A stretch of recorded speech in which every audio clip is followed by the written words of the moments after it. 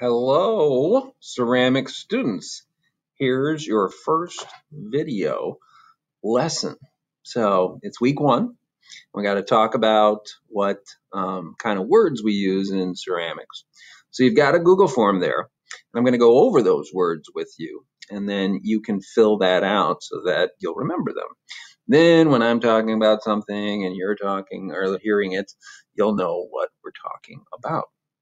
So whenever we start a ceramics class, we always start by talking about clay. Okay? Clay is actually broken or ground up feldspar.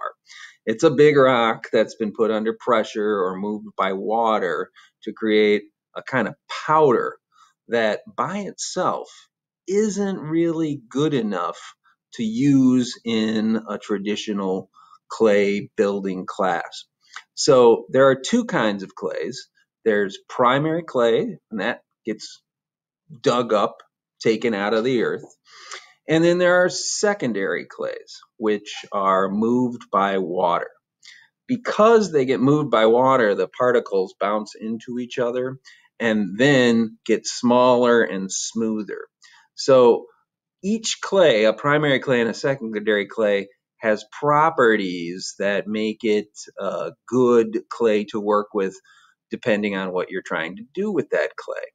So clay, if I was to define it, is ground or broken feldspar.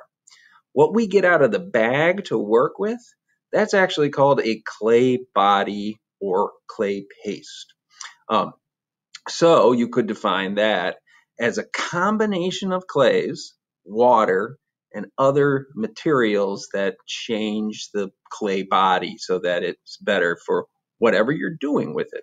So a combination of clay, water, and other materials, that's a clay body.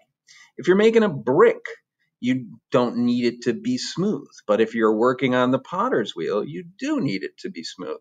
So that's why they changed the recipe that they put together to make a clay body or a clay paste. As the clay dries out, it changes. Okay? You'll discover this when you make a mistake or just in the natural process of working with the clay. But as it dries out, it loses one of its most valuable assets, and that's what we call plasticity. Okay? Plasticity is a clay's ability to change shape and hold that shape. The opposite of plasticity is elasticity. If I were to squeeze a rubber ball, it would change shape, and then when I released it, it'd go back to its original shape. However, if I squeeze a ball of clay, it's going to change shape, and when I let go, it's going to take on the shape of the interior of my hand. That allows us to do all sorts of wonderful things with clay. So clay's ability to change shape and hold shape is called plasticity. Okay? And it's real important. When the clay is drying and the water is leaving the clay, these little particles of clay squeeze together and they can't slide and stick to one another like they would if there was a little bit of moisture in between those little particles, which we actually call platelets. So as it's drying, it loses that ability to change shape.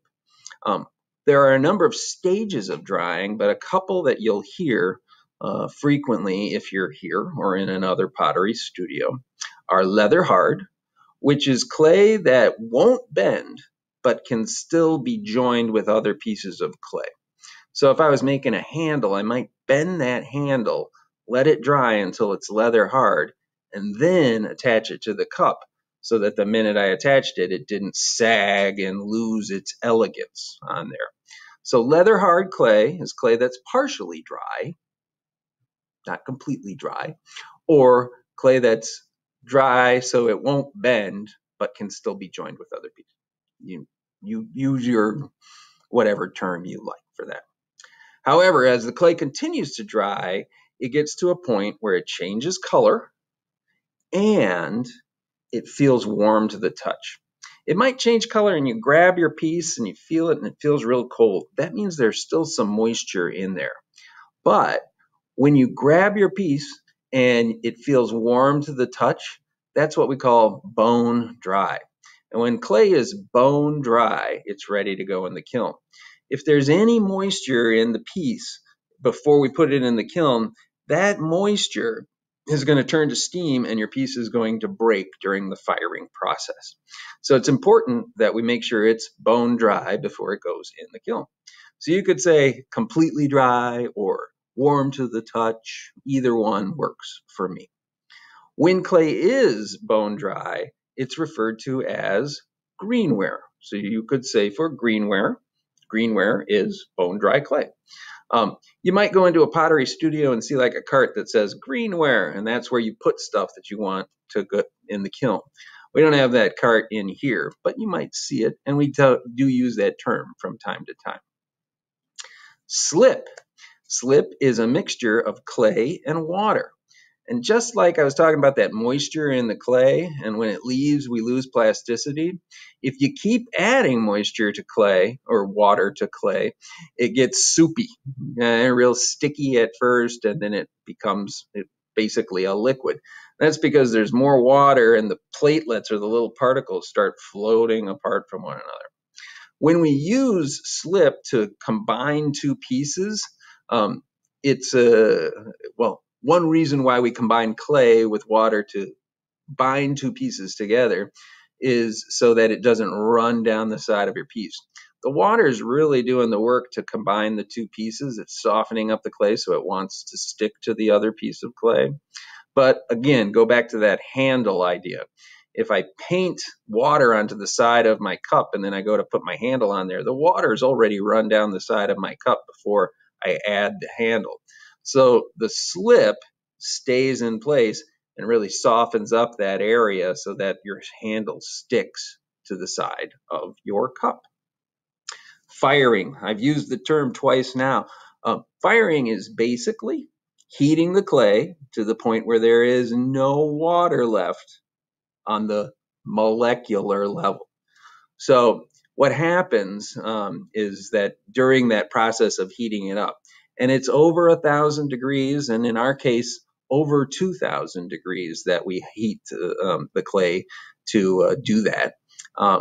But when we change the molecular composition of the clay by heating it or firing it, then it will no longer absorb water.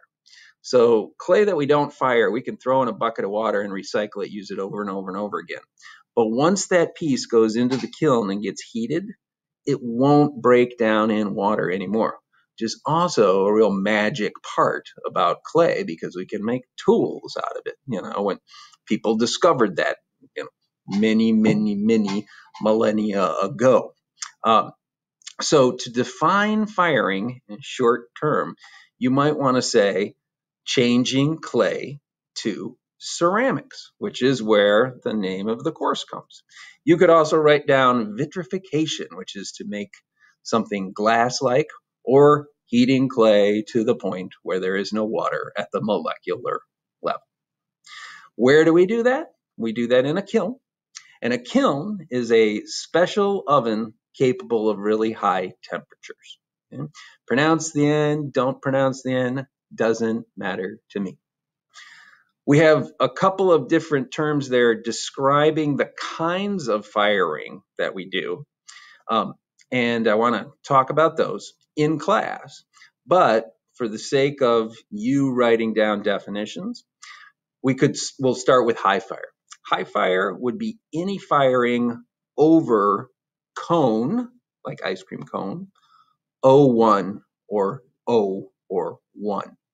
Any one of those three will work. A low fire is any firing temperature below cone 1, O1, or O. Doesn't matter which number for me. Just so long as you remember that O means low. I'll explain it in class. It'll make more sense if I draw it on the board. A bisque firing is the first firing of the clay. And we do that basically to just stiffen up the clay, change it so that when you handle it, you can put glaze on it without breaking it. Because greenware is very fragile. A glaze fire is the second firing of the piece, and it's basically to add color to your piece, make it beautiful, but also to get the clay to the perfect temperature for that clay body or paste. That's called the maturation point, and it's important that we hit that point so that the clay is strong, so that when you pick it up your handle, it doesn't fall right off and you end up with coffee on your lap. So the maturation point is important. And different clays have different maturation points. First, we have a low fire clay, and that's called earthenware. So earthenware, low fire clay. And then second, we have a stoneware, and stoneware is a high fire clay. Now, depending on where you go, you might hear people say mid-range or super high or whatever, but we just divide it into high and low. And really, you don't have to worry about it because I'm going to do all the firing. But we work with the stoneware, and it's because it offers us some more nuance in terms of the kinds of colors that we have available to you. Last one. Okay, let's see. Grog. Grog is the man who discovered clay. No, I'm kidding. Don't write that down. That's my joke to myself. Grog is just an additive, and I like to include it because I get to do that. So hope you find this video helpful, and I will see you the next time we meet. Bye.